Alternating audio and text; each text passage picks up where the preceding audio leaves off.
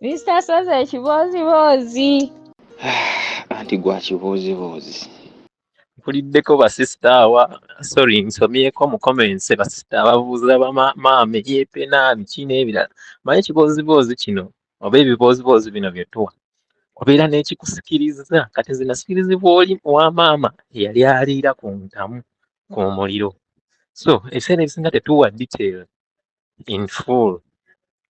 Naye okusinziira ku bibuuzo bye babuuziza ninsikiriza okuddamu ate nenkulambululiramu. Simanyi oba bwe banaasobola ofuna omuso bitegeera. Naye waliwo abuuzizza nti taata twaloopanga taata bw'akomawo wa tetwaloopanga ffe twazannyanga okuva enjuba bw'evuddeyo okutuuka enjuba lw'egudde. Kati nga bagenda otutunaaza olw'eggulu awo ssaawa nga 12:00 nga tuzannyidde mu busubi tukubye essama, obusubi butusiiya amazzi, olumala bwe batyo okulya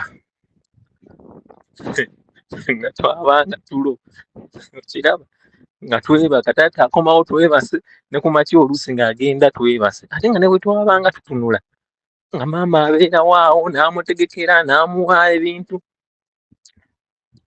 Maama nga tasobola kugenda mu kwepena nga taata waali ate ffe taata waffe okumulaba infact twamusabanga n'okusigalako ewaka tumulabe asigalewo olunaku lumu bwe ruti.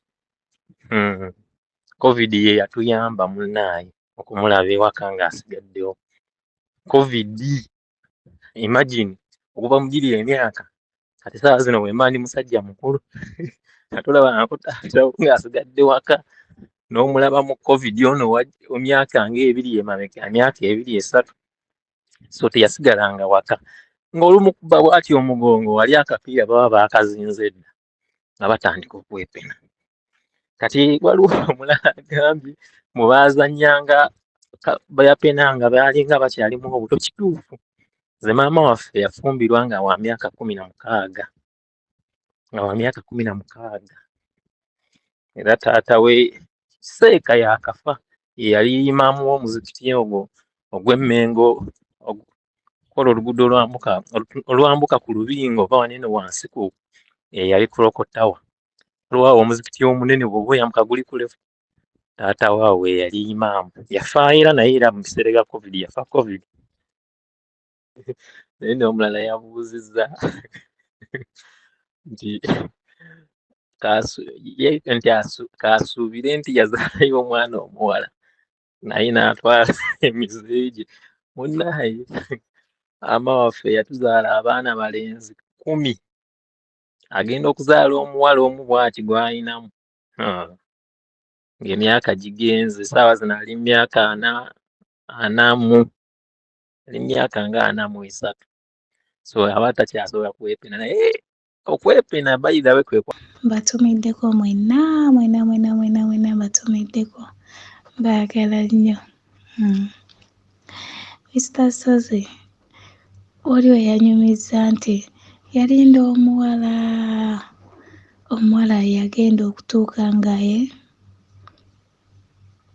ng'akalwedi kaasomye dda oyo yabadde n'ezzaamu zaamu kibozibozi ebyabadde bibiri naye ekyoyo omuvubuka yabaddeko n'ekyeyanjizo kye najjokedde.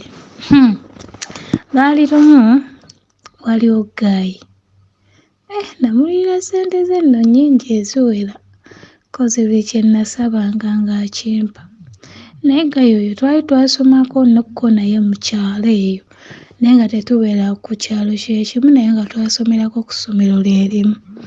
Yali P4 kati ye najja mu ttawuni yatandika okukola nga mwana muto era akasente n'akawezaamuko. Kati oba ennamba yange yagiggyawa nga wayiseewo ebbanga nalina lubuto nga tatandika kunkuba manda namusaba ssente yazimpanga kati n'agamba jjangu ondabeko. Yali abeera awo Namasuba ng'ate nze ndi Kasubi nga nembuwa n'okwebowa negamba ye kikyo naye ng'atandika okundabirira nga ndi lubuto. Yampanga ssente nno kuba nali yala nga siyingiza naye yambeezaawo. Ekiseera ne kituuka ne nzaala n'okuzaala n'abeerawo. Emyezi naye omwana n'aweza emyezi nga 8. Naye ndowooza yagenda olaba ndowooza nga vanira ndowooza tajja ttundula. N'atandika okuggyamu omuliro ate nga ssente ze nali nzeetaaga nga zaali zinnyamba. Ko nze kye nakola negamba kammale gagendayo, kiggwe mulimbirelimbireko awo asobole okumpangayo ku busente nga sirumbisa. Yampa ne transport from Kasubi to Namasuba nga ngenda nga ntuuka wa Lulenzi olwo nno ngenda kumalayo ekiro kimu enkeera nzirayo waka. Nze nga nina ebyo eby'ennaku z'omwezi sibimanyi nti oba zino ennaku z'omwezi akalwedi kasoma. Nze nga sibimanyi. Kati nga tutuuka ewaka aguze ebyokulya nze n'omwana wange tubiridde. Mbidde nzikuse ssaawa yakwebasa mwana. Ekiddirirawo mukimanyi. Katuwembejja kaana akasimu bw'otulo kalwawo okwebaka katutawanya. Kati nga keebaka kati akamala okwebaka kiddako awo mukimanyi. Kati nga twatandika kwekwatakwatako awo. Kati yali mu vesti ya white nga mmutuulako ku lubuto. Nali mmutuddeko tuli awo tuzanyiikiriza. Naye nga bwe nasooka okwebaka nga neebasa omwana nagenda okuzzaayo amaaso. Olubuto lutera okunnuma naye terwannuma. Simanyi lwaki. Nagenda otutunulayo maama. Ekintu kyasomye dda nagamba nfudde. Nga nange nagenzegenze dda naye nga bye mubimanyi. Kati ebirowoozo byampa ne ŋŋamba tunulako bw'otudde. Maama nagenda okusituka ku lubuto lw'omulenzi nga waliwo ekipaati vesiti ya white. Nesooka ne ntyamu okumusitokako. Omanyi byenyinyaza. Naye ne nsiba omutima ne mmugamba nsonyiwa nadde simanyi nti kino kigenda kubaawo essaawa eno. Omanyi gayo obuteraga nti yeesise namu.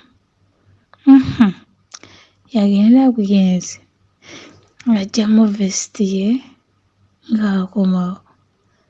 Teyanninda yadde nokka eno nnaabatawe si we kyaggweera. Omuyaye yali ebintu nga teyeesise namu. Omuyaye yatundula vanira nga teyeesise namu. Yannange. N'ebyo byali bya butondooza nali sinnaweza na myaka 19 kozi nazaala nkyali. Olubuto lwange nalufuna nina emyaka 17.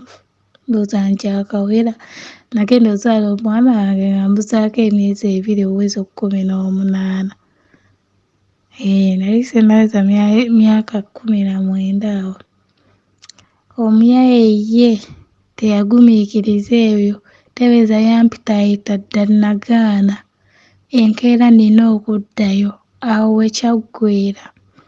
Mukwano. Ate sigamba nti oba yeggyako bw'ejja. Omuyaye yali avanira bambi. N'enkeera n'akikeereramu. Yalabina Jesus Christ. Omuvubuka yanyumiza ne nzijukira. Nali mmanyi nti omuvubuka oba kaakikoze tajja kuddamu kwogera nange nti amaze kyabadde ayagala. Kuza omuvubuka waasalirawo okutundula vanira mu mu kintu ekyo. Nalowooza nti kiwedde onangobye Luganda. Naye bambi teyangoba. Yasigala ate abo laavu yeeyongera na bweyongezi. Nga yeeyongera bweyongezi. N'obuyambi n'atandika obbumpa ennyo okusinga bwe yali abumpa. Era ne nzirangayokko ne mukyalira nabo. Naye nga ye teyagumiikiriza.